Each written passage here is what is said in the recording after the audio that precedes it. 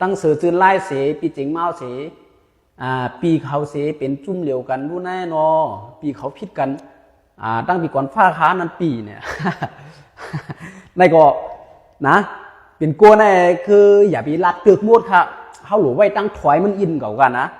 ไว้ตั้งถอยพองนะ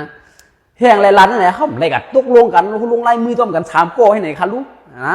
ย่อลองเจอใน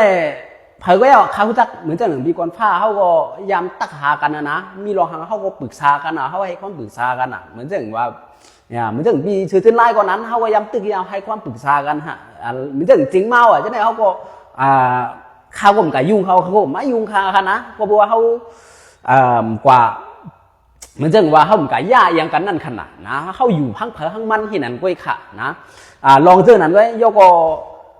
อันดีพี่น้องเขาเข้าใจพิษตั้งน้ำในน้ำมันเหมือนจะว่าก้นขายของกอลีนะก้นเป็นในนาเรื่องในกอลีค่ะนะใกล้หลีหันปืนเฮ็ดหลีหันปืนใกล้หันเป็นคอนเทนต์เนี่ยผมเพราะเจออันนั้นไหนวะจ๊ะเนี่ยแห้งเลยพวกเขาใครเขาผมเฮ็ดคอนเทนต์ถึงเขาก็ดีค่ะนะให้คอนเทนต์ในรูปแบบของเขาไว้จ๊ะเนี่ยก็ในเตียนเขามีไอเดียตั้งวนของเขามีไว้จ๊ะเนี่ยก็ดีค่ะนะกูเจอกูลองมันอยู่ที่ตัวเขาค่ะ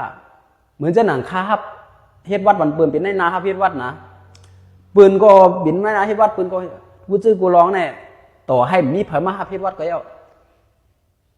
ในเมืองไทยเนี่ยปอคาก็หับนะเดี๋ยวก็คาก็เฮ็ดคอนเทนต์หาลูกค้าค่ะไล่สวดเฮียงคาก็ไล่ฮะนะคาก็ไล่คาหยุ่มว่าในนาในเมืองไทยกาใครนำฮะกาใครนำกาใครเฮ็ดคอนเทนต์ออกมานำละพวกคาเฮ็ดคอนเทนต์เหมือนกันคาไล่สวดเหมือนกันคาก็ไล่ลูกค้าเหมือนกันคาหยุ่มตัวไหนครับที่แลเขามีลองคีเก้กันมันเป็นย้อนปืนหางหลาเนี่ยที่เตะมันเนี่ยเหมือนอย่างมีกูนเอาตังวนมังกรเนี่ยมันตีเหมือนอย่างว่าลูกค้าเนี่ยมันมีมกฮาก้อเนี่ยก็อ่ะเหมือนอย่างว่าคุณมีลูกค้ามันมีฮาก้อก็อ่ะนะในเมืองไทยเนี่ยนะอ่อนกันมาเฮ็ดคอนเทนต์ในพอดีรายการในก้อ2 ก้อ 3 ก้อเนี่ยมันจะว่ามีไปมักมันไว้ว่ามีกันนายกล้วยมันมีจังนั้นค่ะลูกค้าเนี่ยนะมันมีลงมักมันไว้ความไทยว่าจำกัดนั่นขนาดมีทิกกูเจอกูลองมันติมาหาเฮาในมันอยู่ที่ว่ามันมีลูกค้ามีมันอยู่ที่ว่าจ่องเฮาโมหามามันอยู่ที่นำกัดเฮาหมดค่ะนะถึงว่าเขาจะในขายของเป็นในนาฮับเฮ็ดวัดนะเรียกว่าพวกค้าเฮ็ดคอนเทนต์นะค้าอะไรในค้าใครขายของไรค้าใครให้คนไม่วัดที่ค้าไหนคุยกับว่าค้าเฮ็ดคลิปอ่ะค้าก็ไล่สวดไหนมันก็มีคนมาค่ะนะมันก็มีคนมาเฮ็ดที่ค้าไม่คนมาสั่งของค่ะหันปืนคายลีแต่เฮียงเขาขายลีแสดงว่าเขามาแยงของเขาหวามันเขามาหิมลูกค้าเขาหวามันก็เจอก็เพื่อเขามีล็อกไล่หาลูกค้ามาหาเขามีเมเหล็กไม่ว่าเมืองเขาอยู่นั่นนะสันแรกนั่นน่ะมีเมเหล็กนั่นน่ะมาดึงจันมานั่นน่ะกวนเขากูก็มันก็หลุดเลยใจตั้งอ้วนใจไอเดียน้ำกัดของเผยของมันเฮลเอาลูกค้ามาคือ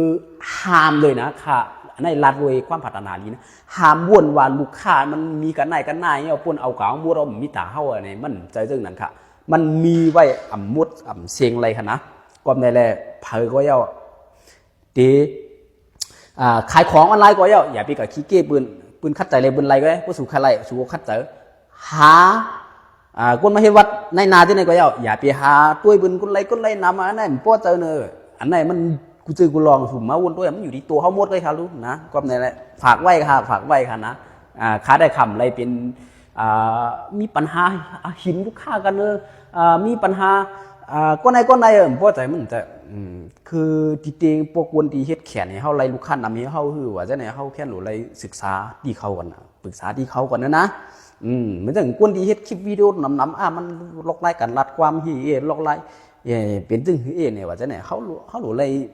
ปรึกษาก่อนนะเขาหนูไล่เฮียนหู้หนูไล่กะติดตามเขาก่อนนะโอเคนายเลยค่ะอันไหนตั้งหันถึงของข้านะ